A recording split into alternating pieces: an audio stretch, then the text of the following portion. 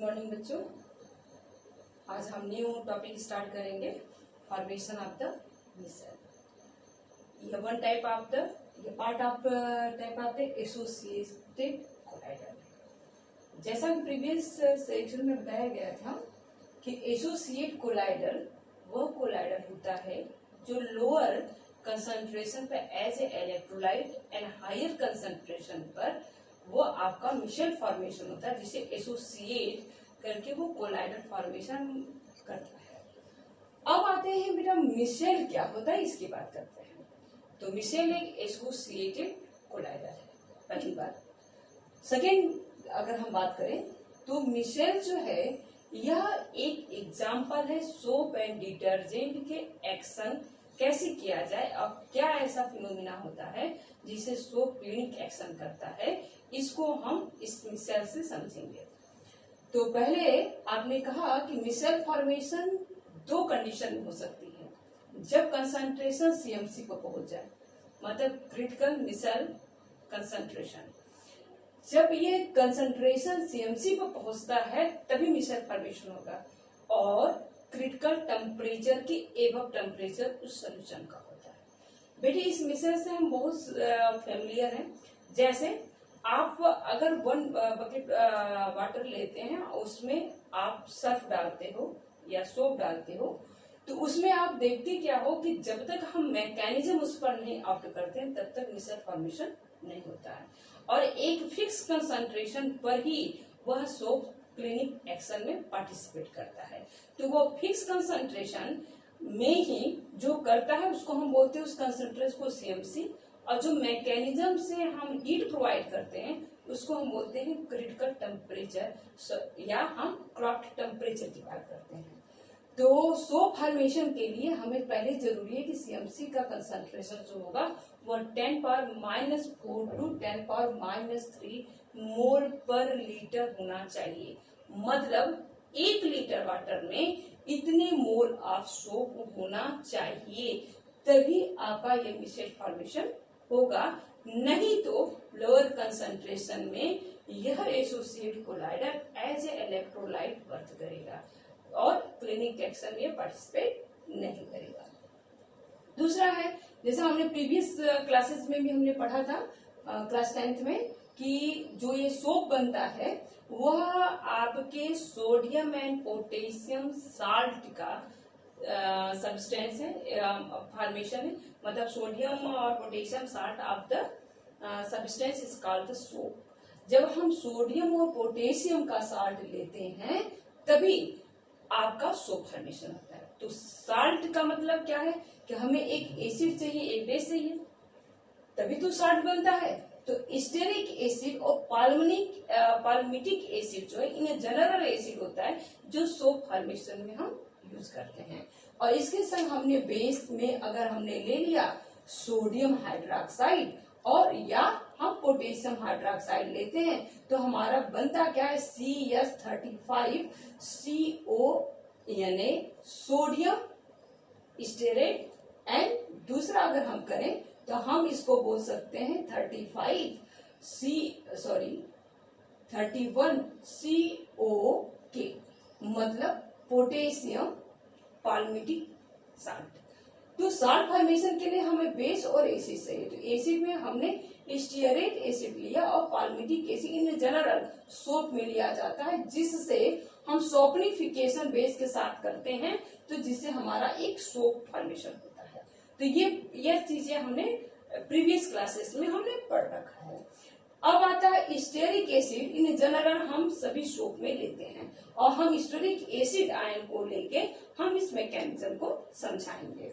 तो stearic acid में जैसे आपने कहा C70S35COH, मतलब आपने कार्बोक्सिलिक एसिड लिया और इससे फॉर्मेशन आपने सोडियम और potassium salt of the acid लिया, जिसको हम सोप करते हैं। उसको रिप्रेजेंट इन जनरल हम कहते हैं कि आपके इस चैन से रिप्रेजेंट करते हैं, या जानते हैं कि हम इस कंडेंसेशन चैन से भी हम रिप्रेजेंट कर सकते हैं किसी भी साल्ट को।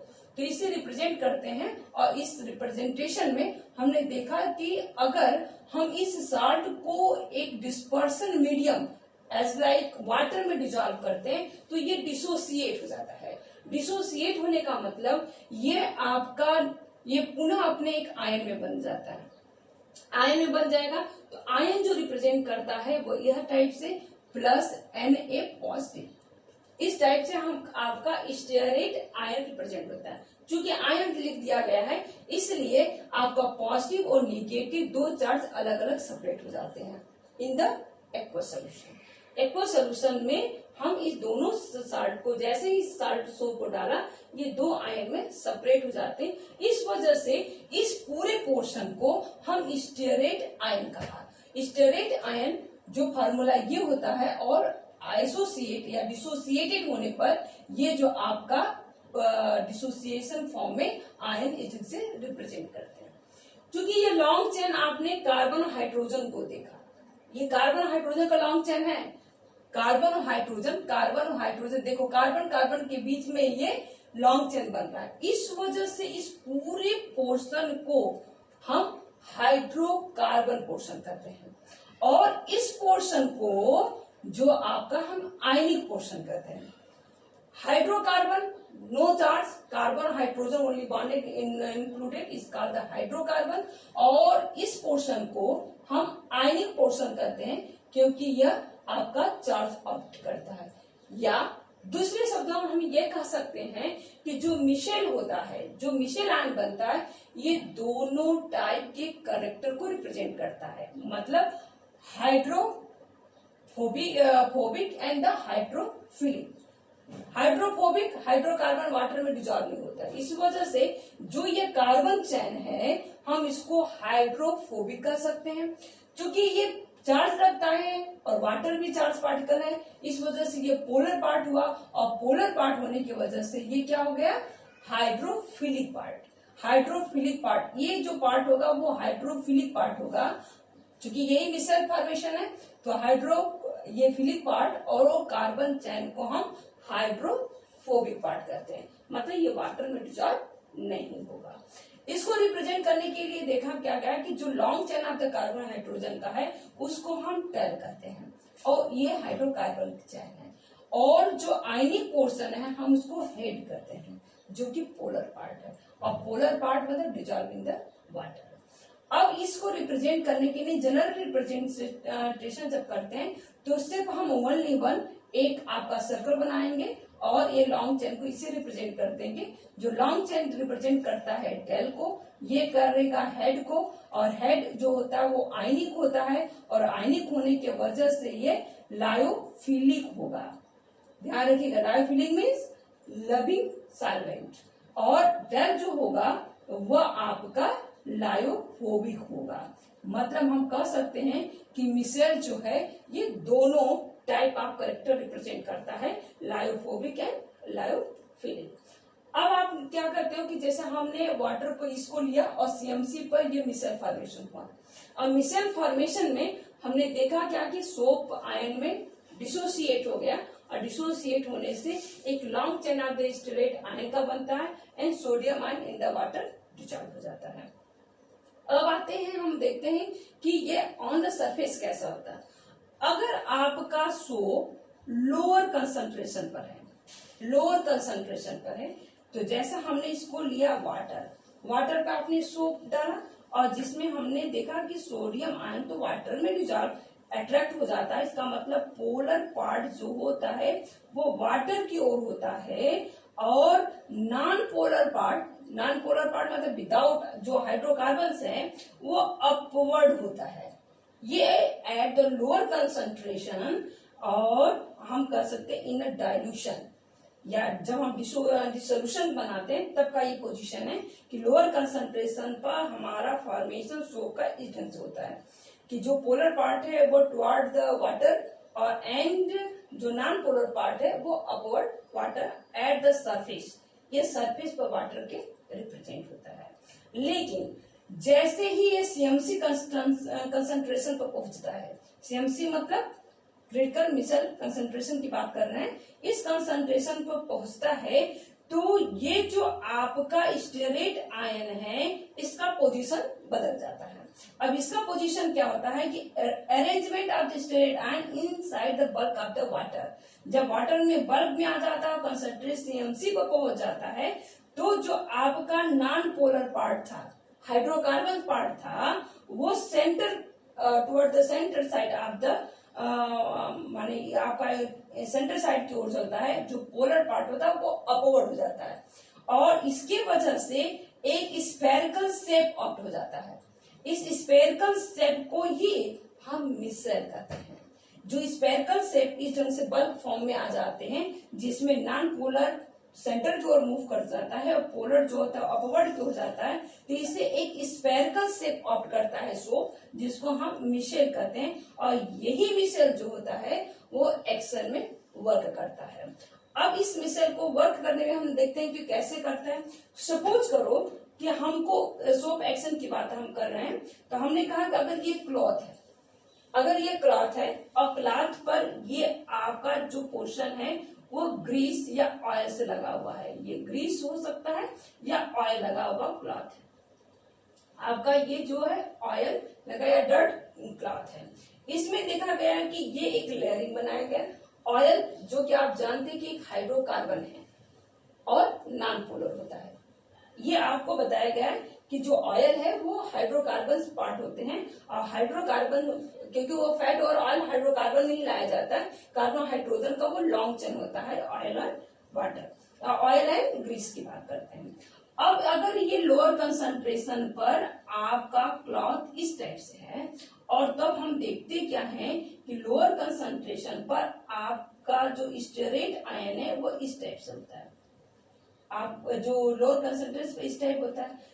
जैसे ही CMC पर पहुंचता है तो CMC पर क्या होता है कि बल्क फॉर्म में जैसे आता है एट द CMC, ये तो सरफेस पर है, वाटर के सरफेस पर है, और एट द CMC पर जो आपने कहा कि मिशेल फॉर्मेशन होता है, स्फेरिकल शेप हो जाता है। इसका मतलब क्या है कि जो आपका नॉन पोलर पार्ट है वह नॉन पोलर की ओर मूव कर जाता है। ये भी नॉन पोलर है, ये भी नॉन पोलर है, तो डिजॉल्व की बात कर सकते हैं। तो ये भी आपका नॉन पोलर है हाइड्रोकार्बन से, और ये टेल जो होगा वो भी हाइड्रोकार्बन से। तो ये क्या होता है, इस ढंग से मूव कर जाता है, इस ढंग से आपका मूव कर जाता है। मतलब पोलर पार्ट जो होता है वाटर की साइड हो जाता है और नॉन पोलर पार्ट जो होता है वह डर्ट की साइड होता है, ग्रीस की साइड होता है, जिसकी वजह से ये इसमें डिजॉल्व हो जाता है। और डिजॉल्व होने की वजह से ये हाइड्रोकार्बन में डिजॉल्व होने की वजह से ये इजिली रिमूव कर जाता है आपके क्लॉथ के डर्ट को इन द वाटर। और तुरंत ये वाटर में जैसे ये डिजॉल्व होता है या वाटर में हमने हल्का सा मैकेनिज्म करते हैं तो ये डर्ट जो होता है वो रिमूव हो जाता है, आपका जो क्लॉथ होता है वो बिल्कुल क्लीन हो जाता है। या हम कह सकते हैं कि जो मिशेल है वो एक इमल्सिंग फाइन का काम करता है। इमल्सिंग फाइन क्या होता है, लिक्विड डिजॉल्व लिक्विड, ऐसा लिक्विड जो कि उसके स्टेबिलिटीज को लूज करते हैं। तो जैसे ही ये आपका हाइड्रोकार्बन कंपाउंड में डिजॉल्व होता है, जिससे वजह से इमल्सिफाई हो जाता है। इमल्सिफाई होने की वजह से यह जो वाटर में रिमूव कर जाता है और रिमूव होने की वजह से डर्ट इन द वाटर हो जाता है और आपका यह क्लॉथ जो होता है वह काफी क्लीन हो जाता है। तो यही वजह है कि हम जो आप cleaning action of the micelle करते हैं, तो सबसे पहले इम्पोर्टेंट चीज ये ध्यान रखना होगा कि कंसंट्रेशन CMC को होना चाहिए, टेम्परेचर आपका क्रॉप टेम्परेचर उसे आना चाहिए, मतलब टीके की बात हम करते हैं उस पर आना चाहिए। और जो मिशेल फॉर्मेशन है, मिशेल फॉर्मेशन ऑलवेज CMC पर ही होगा। और मिशेल फॉर्मेशन का मतलब है कि सिर्फ ऐसे पार्ट या ऐसे हाइड्रोकार्बन चैन जो दो भागों में बटा हो, एक आपका लायोफिलिक हो और दूसरा आपका लायोफोबिक हो। और लायोफोबिक ऑलवेज टेल होता है और हेड जो होता है वो लायोफिलिक होता है जो कि पोलर होता है। इसमें जो इस साइड टुवर्ड द वाटर होता है, इसमें देखा क्या जाता है बेटे कि इसका जो सोडियम है यह एक इस ढंग से प्रोटेक्ट इस लेयर को करता है कि इसमें जो वाटर है इस क्लिनिक एक्शन में पार्टिसिपेट न कर पाए और ये इजिली इमल्सिफाइंग हो जाए, और ये एक निगेटिव शीट बना देता है, शील्ड बना देता है, जिसकी वजह से ये जो है ये अपना क्लिनिक एक्शन कंप्लीट कर पाते हैं। मतलब जो आपका निगेटिव पोर्शन और पॉजिटिव पोर्शन है वाटर का, ये बिल्कुल एसोसिएट होकर मिसेल फॉर्मेशन हो जाता है, जिससे एक सिल्ट रिप्रेजेंट होता है और वाटर जो होता है इसमें इंटरेक्ट नहीं कर पाता है, और जिसके उससे वजन होने की वजह से इमल्सिफाई इजिली हो जाता है, और इसको हम वाटर में इजिली रिमूव करके अपना क्लॉथ जो क्लीन करते हैं। यही वजह है कि आपका जो सोप है, सोप फॉर्मेशन जो होता है वो एसोसिएट कोलाइडर में होता है। ये एग्जाम की पर्पज से भी काफी इंपॉर्टेंट है, और इसको रिप्रेजेंट करने में सबसे पहले हम इसको रिप्रेजेंटेशन दिखाएंगे, और रिप्रेजेंटेशन के बाद इसके मिशेल फॉर्मेशन की बात करेंगे, तब आपके सोप एक्शन की बात करेंगे। और मिशेल फॉर्मेशन ऑलवेज स्फीयर का शेप, और मिशेल तभी फॉर्मेशन होगा जबकि इसके non polar centre to spherical आ जाएंगे, और इस ढंग से फॉर्मेशन अगर स्पेरिकल शेप में होता है तभी उस फॉर्मेशन को मिशेल कहते हैं। I hope you better understand. Take care, be safe.